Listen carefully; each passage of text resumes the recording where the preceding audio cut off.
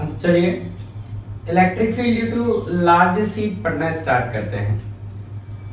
तो large seat का मतलब क्या है, तो आप जैसे ये व्हाइट बोर्ड है, इस व्हाइट बोर्ड को समझिए कि इधर इसका लेंथ इन्फिनिटी है, इधर भी इसका लेंथ इन्फिनिटी है, इधर भी इसका विड्थ इन्फिनिटी है और नीचे भी इसका विड्थ इन्फिनिटी है, तो इसको बोला जाएगा लार्ज सीट। तो पिछली क्लास में जब हमने क्वेश्चन किया था तो हमने क्या किया था कि W विड्थ की हमारी सीट थी और लेंथ इनफाइनाइट था, उसका हमने फील्ड निकाला था कहां, सरफेस से h हाइट पे।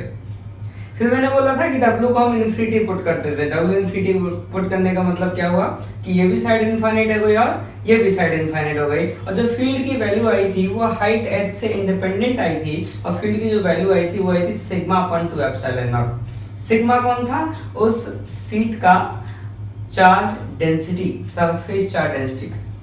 तो एक लार्ज सीट है जिसकी विड्थ इनफाइनाइट, लेंथ इनफाइनाइट और surface charge density sigma coulomb per metre square और यूनिफॉर्म चार्ज डिस्ट्रीब्यूशन है। तो इसके कारण इलेक्ट्रिक फील्ड क्या होगा, हम लोग ऑलरेडी डेरिवेशन करके देख चुके हैं। इलेक्ट्रिक फील्ड का जो वैल्यू होगा वो क्या होगा, सिग्मा अपॉन 2 एप्सिलॉन नॉट, और जो इलेक्ट्रिक फील्ड का डायरेक्शन होगा वो किधर होगा, perpendicular to the surface of sheet. इस इलेक्ट्रिक फील्ड के बारे में एक खास बात क्या है कि यूनिफॉर्म इलेक्ट्रिक फील्ड है, मतलब किसी भी पॉइंट पर इलेक्ट्रिक फील्ड का डायरेक्शन और इलेक्ट्रिक फील्ड का मैग्नीट्यूड दोनों सेम हैं, मतलब हर जगह इलेक्ट्रिक फील्ड कैसा है, यूनिफॉर्म इलेक्ट्रिक फील्ड। ठीक, तो सॉल्व करते हैं क्वेश्चंस।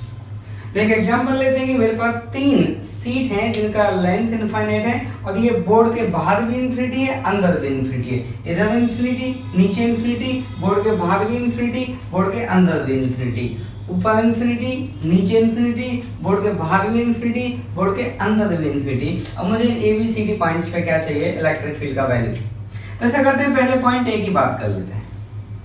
तो देखिए पॉइंट ए पे इस वाली सीट के कारण क्या होगा, दूर की तरफ होगा, कितना होगा, लेट्स से ई। तो हर सिग्मा अपॉन 2 एप्सिलॉन नॉट को मैं ई बोल देता हूं, तो इसके कारण इधर हो जाएगा ई। इस वाली कारण पता किया जाए तो इस वाली के कारण जो इलेक्ट्रिक फील्ड होगा, मैं लिख देता हूं यहां पे, इसके कारण जो इलेक्ट्रिक फील्ड होगा वो इस डायरेक्शन में होगा, कितना होगा ई, और इसके कारण जो इलेक्ट्रिक फील्ड होगा वो फिर इस डायरेक्शन में होगा, कितना होगा ई। तो नेट कितना आएगा ई। तो पॉइंट ए पर जो नेट इलेक्ट्रिक फील्ड आया ई एट पॉइंट ए, कहां लिखें, तो ऐसा करते हैं हम लोग यहां लिख देते हैं। तो इलेक्ट्रिक फील्ड, अच्छा कलर बदल के लिख देते हैं। तो जो हमारा पॉइंट ए का इलेक्ट्रिक फील्ड आया, हमने सॉल्व करके निकाला, पॉइंट ए का जो हमारा इलेक्ट्रिक फील्ड आया ई ए, वो किसके बराबर आया, ई के बराबर। ई किसको बोला था हमने, सिग्मा अपॉन 2 एप्सिलॉन नॉट। ठीक, अब आगे चलते हैं। ठीक, पॉइंट बी के लिए बात करते हैं। तो पॉइंट बी पे देखिए इस प्लस वाले कारण किधर होगा, इस डायरेक्शन में, कितना ई। इस माइनस वाले कारण भी किधर होगा, इसी डायरेक्शन में होगा। तो इधर एक ई और बना देते हैं, ये लीजिए, एक ई पहले से था, इधर एक ई और आ गया, और इस प्लस वाले कारण जो इलेक्ट्रिक फील्ड आएगा वो इस डायरेक्शन में आएगा, कितना ई। तो जो नेट इलेक्ट्रिक फील्ड आएगा इस पॉइंट पे वो इस डायरेक्शन में आएगा, ई नेट, और सी नेट का वैल्यू कितना आएगा, ई के बराबर आएगा। मतलब इलेक्ट्रिक फील्ड पॉइंट बी पे भी इसी के बराबर आया, सिग्मा अपॉन 2 एप्सिलॉन नॉट। हां, फर्क इतना है कि यहाँ पे जो नेट आया था वो नेट यहाँ इधर आया था, देखो ये 2 इधर है, एक ही इधर है, तो यहाँ का ई नेट इधर आया था, और यहाँ का ई नेट किधर आया, राइट साइड में। अब सी के पॉइंट के पास चलते हैं। तो पॉइंट सी पे आप देखिए इस प्लस सिग्मा का कारण क्या होगा, इस प्लस सिग्मा का कारण होगा इस डायरेक्शन में, इस माइनस सिग्मा का कारण होगा इस डायरेक्शन में, ये 2 ई हो गए, ये कैंसिल आउट हो जाएंगे, और इस प्लस सिग्मा का कारण किधर होगा, इस डायरेक्शन। मतलब यहाँ पे भी जो नेट फील्ड आएगा वो इस डायरेक्शन में आएगा,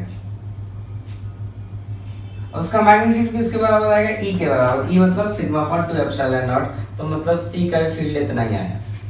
अब बात करते हैं पॉइंट डी की।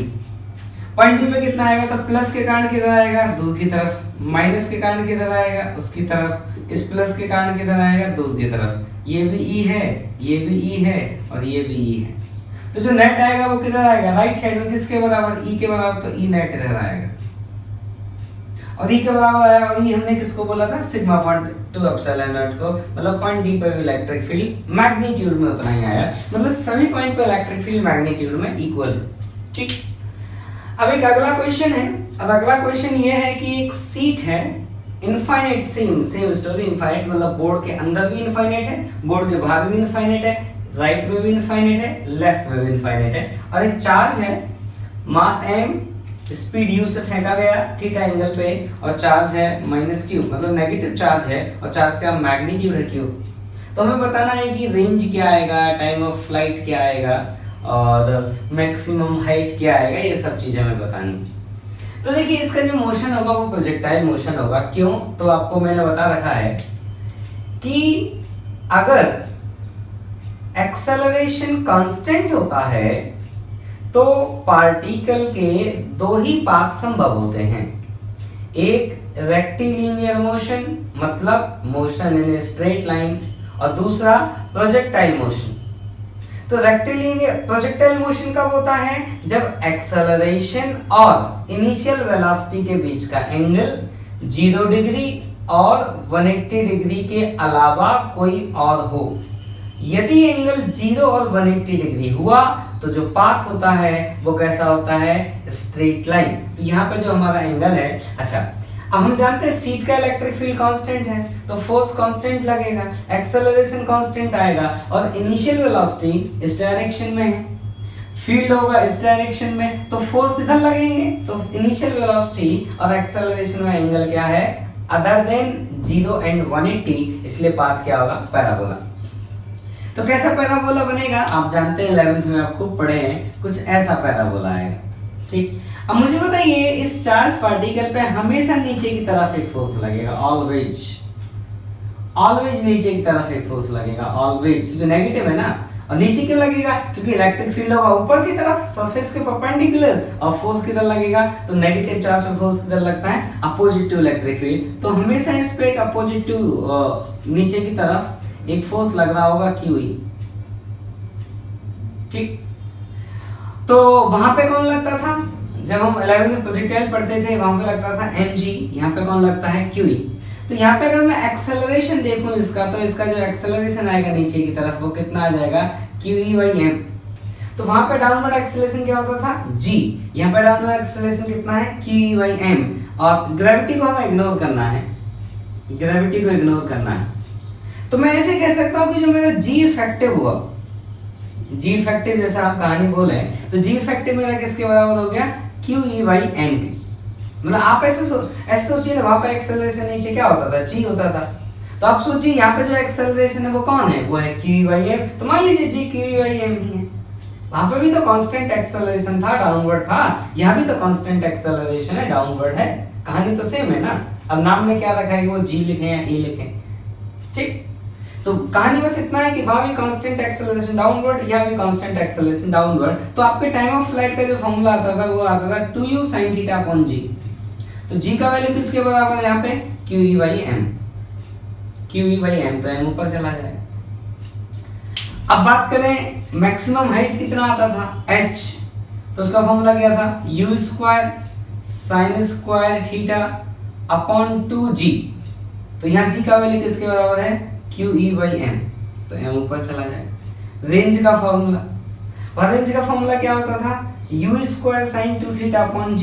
यहाँ क्या हो जाएगा? लिख के दिखाते हैं आपको, u² sin 2θ/g। g किसके बराबर है आपका? QE/m, तो यहाँ QE/m, ये हुआ आपका रेंज।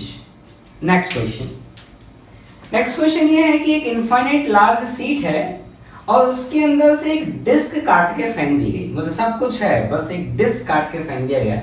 डिस्क का रेडियस a है, तो यहाँ पे क्या हो गया? खाली पार्ट हो गया।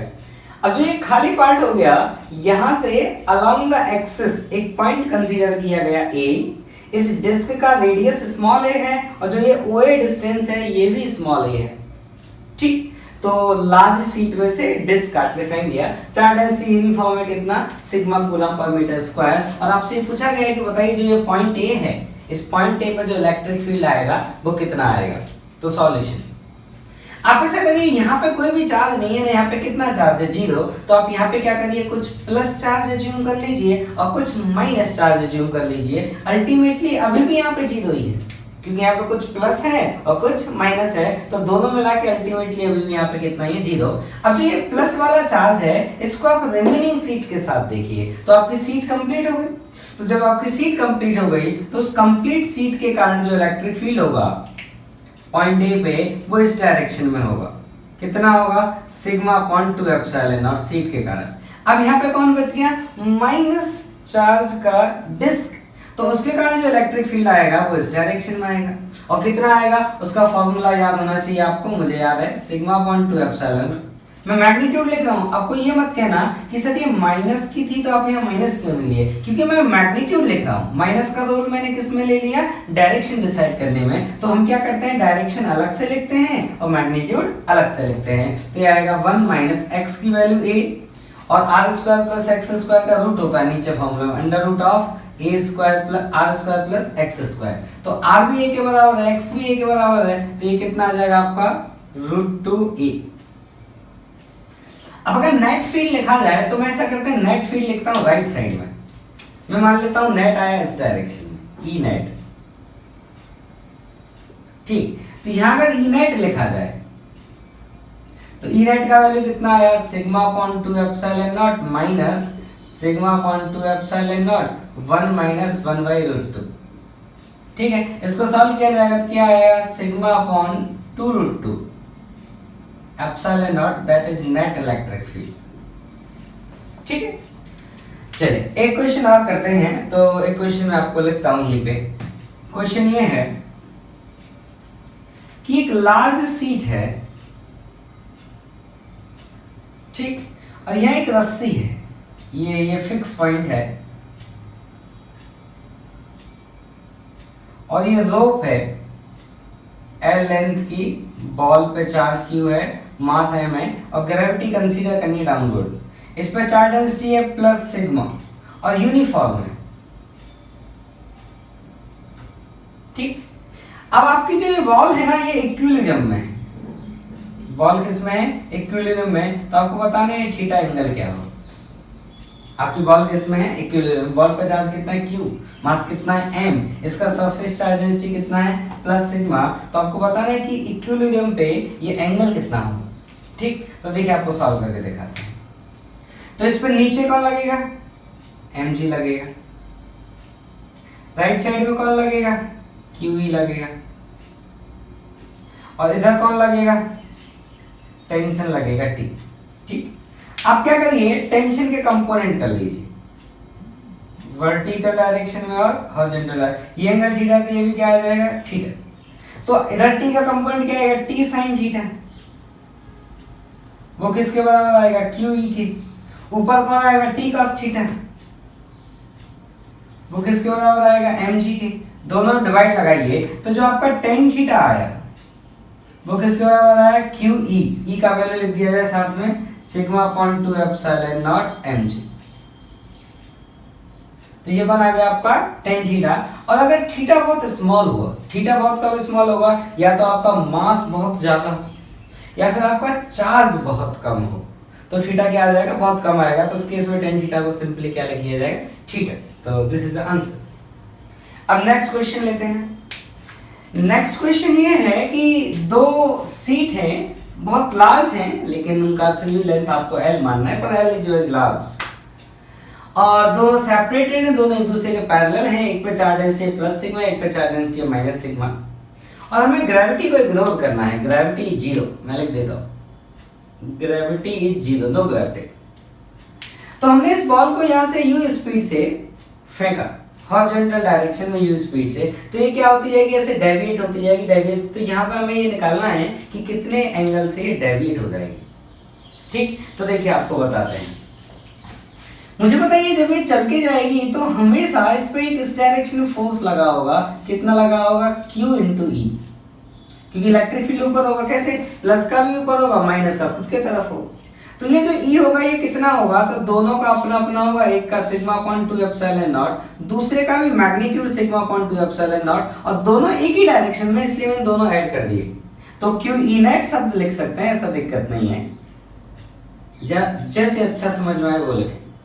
तो ये किसके बराबर आया आपका, सिग्मा अपॉन एप्सिलॉन नॉट। अब मुझे बताइए इसमें हमेशा ही ऊपर की तरफ फोर्स लगा है, तो इसका इस डायरेक्शन में एक एक्सेलरेशन रहा होगा हमेशा। तो अगर मैं इसको एक्स डायरेक्शन बोलूं और इसको अगर मैं वाई डायरेक्शन बोलूं, तो इसका वाई डायरेक्शन में एक एक्सेलरेशन है ए वाई, और वो किसके बराबर है, Q E upon M.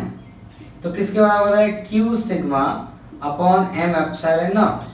This is the acceleration. और एक्स डायरेक्शन का एक्सेलरेशन क्या रहेगा, 0, क्योंकि एक्स डायरेक्शन में कोई फोर्स ही नहीं है। तो एक्स डायरेक्शन का इसका जो वेलोसिटी है वो कांस्टेंट रहेगा, और वाई डायरेक्शन का वेलोसिटी बदलेगा। अब मुझे बताइए एक्स डायरेक्शन में यहां से यहां तक कितना डिस्प्लेसमेंट हुआ, l। तो टाइम कितना लगा होगा इसको जाने में, l/u। तो जब ये बॉल यहां से ज्यादा ही होगी, तो इसकी जो वेलोसिटी होगी, ये नेट वेलोसिटी इस डायरेक्शन में है, इसका एक कंपोनेंट ये है हॉरिजॉन्टल u, और इसका एक कंपोनेंट ये रहा होगा वर्टिकल कितना, v। ठीक, अब v, अब तो ये v कितना होगा, तो v का फॉर्मूला लिखिए, v इक्वल v, इसको vy बोल देते हैं, चलो vy। तो vy का फॉर्मूला लिखिए, vy equal to uy plus ay into t। uy initial y direction की वेलोसिटी कितना था, 0। ay कितना है, तो हमने लिखा q sigma upon m epsilon not into t का वैल्यू कितना है, l/u। ठीक, अब जो ये एंगल होगा थीटा, तो ये रिजल्टेंट वेलोसिटी इस डायरेक्शन में है, तो tan थीटा कितना आएगा आपका, दैट vy अपॉन u। यहाँ पे vy अपॉन u पुट करिए, तो vy को यहाँ पुट किया जाता जाएगा q sigma l upon m u square epsilon not. ठीक,